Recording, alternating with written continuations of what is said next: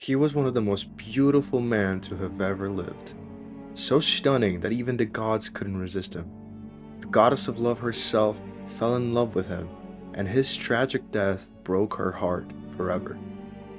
Today, in the world of stories, we tell the tale of Adonis. Adonis' story begins with a tragedy, when his grandfather, King Cinyras, offended Aphrodite, the goddess of love, by neglecting the worship of her temples. The gods never forgive or forget an affront, so to punish the king, she cursed his daughter Mira to fall in love with him. Mira knew she was wrong to love her father and tried to resist, but ultimately lost control, got her father drunk, and took him to bed. But when the morning came and the truth was revealed, a furious Cinyras chased his daughter with the intent to kill her. Desperate and filled with shame, Mira begged the gods to save her. The gods were merciful and answered her prayer by transforming her into a myrrh tree. In her new form, Mira stood still, unable to speak, but safe from harm. Then, something miraculous happened. From the trunk of the tree, a baby was born, a boy. This boy possessed an incredible beauty, so much so that even as a child he seemed almost too perfect for this world. In Greek mythology, only two other boys have ever possessed a beauty like Adonis. These are Narcissus and Ganymede, both of which seem to have been cursed by fates. Narcissus dying of thirst after falling in love with his own reflection, and Ganymede after being abducted by Zeus. It seems the Greeks believed that great beauty was as much a blessing as it was a curse, and something similar was about to happen to Adonis. Adonis's beauty and his stroke of destiny caught the attention of Aphrodite, the goddess responsible for his creation. From the moment she laid eyes on him, she was enchanted.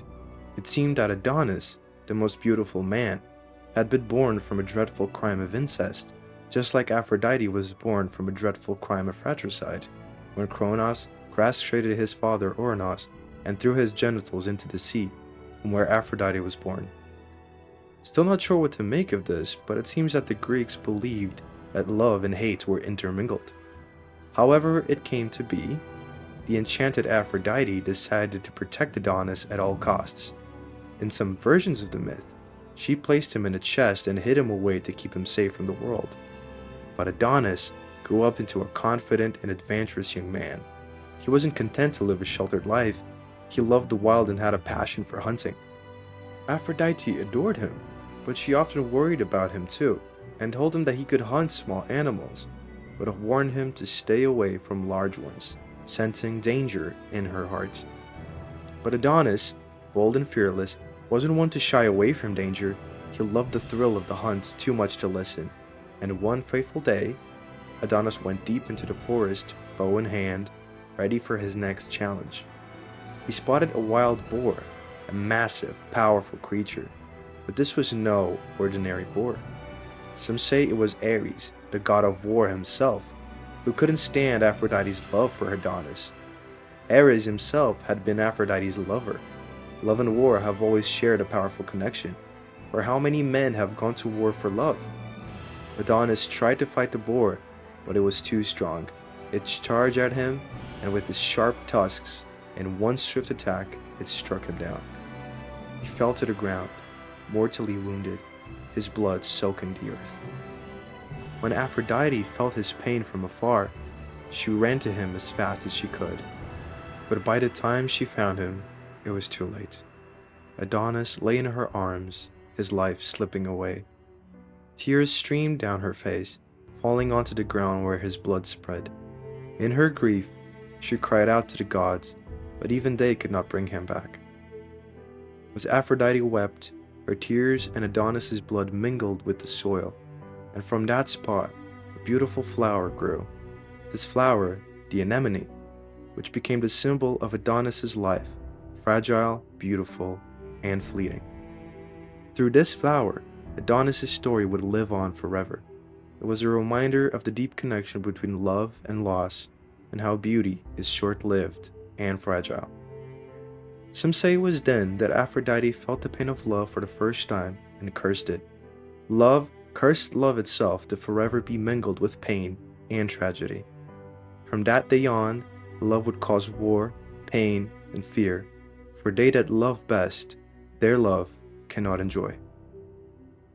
The story of Adonis is one of love and tragedy. It reminds us that even the most beautiful things in life are brief.